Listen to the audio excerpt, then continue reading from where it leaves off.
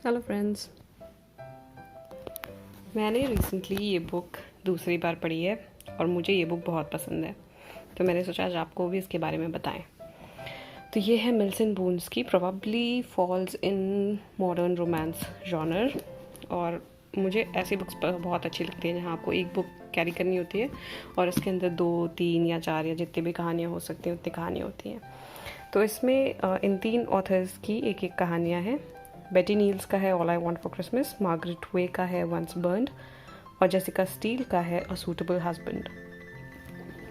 तो फर्स्ट वाले की कहानी ऐसी है कि हमारे जो ये मेल प्रोटैगनिस्ट हैं ये एक डॉक्टर हैं और हमारी हीरोइन ये एक नर्स है। ये चाइल्डहुड फ्रेनेमीज़ हैं, कभी दोस्ती होती है, कभी लड़ाई होती है, कभी आंसू होते हैं वैसे।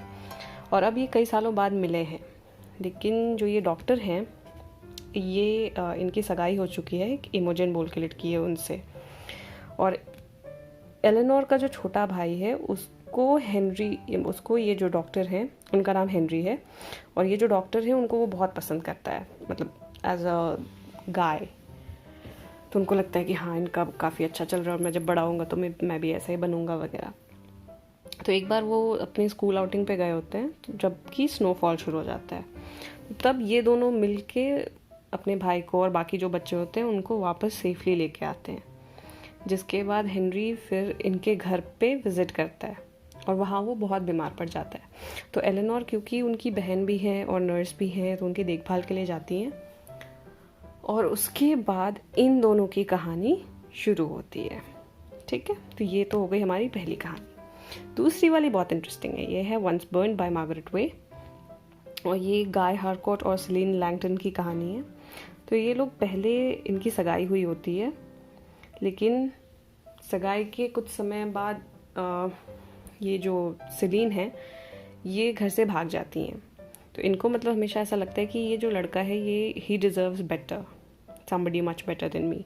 और इसकी वजह ये है कि इनकी जो कज़न है उन्होंने इनको बहुत कुछ बता रखा है कि ये लड़का बहुत बेटर कर सकता है। In her words she says you are simply not women enough for गाय।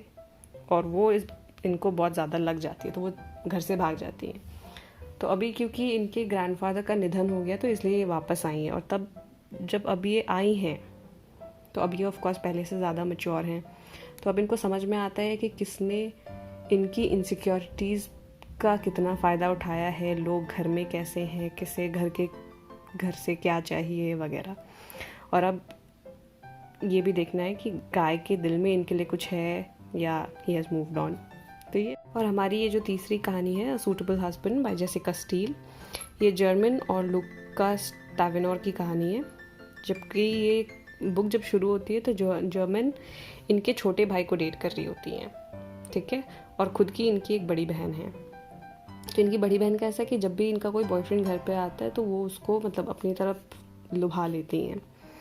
तो पहली बार जब ये अपनी बहन एडवीना और अपने तब के बॉयफ्रेंड ऐश को मिलवाते हैं तो ऐसा कुछ उनको लगता नहीं है कि उनके बॉयफ्रेंड ने कुछ भाव दिया है। तो वो बड़ी खुश होती है कि हाँ लड़का अच्छा है। लेकिन फिर कुछ टाइम बाद उनको पता चलता है कि उनका थोड़े टाइम के बाद बैकग्राउंड में कुछ शुरू हो गया था वगैरह वगैरह। और अब इनकी बड़ी बहन ने इनको देख लिया है, बड़े भैया जी को, और उनको लग रहा है कि अब ये ज़्यादा फ़ायदेमंद डील है। तो इसके लिए वो नाटक करती हैं कि उनका एक एक्सीडेंट हो गया और उनको चोट लग गई है, वो निकल नहीं सकती हैं और उनको संभालने वाला चाहिए।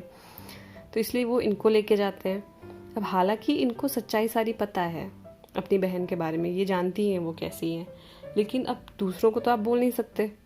तो वो थोड़ा बहुत करती हैं, थोड़ा बहुत भागती हैं और इतने में इनको ये समझ में आता है कि ये जो लूकस हैं ये काफ़ी अच्छे इंसान हैं।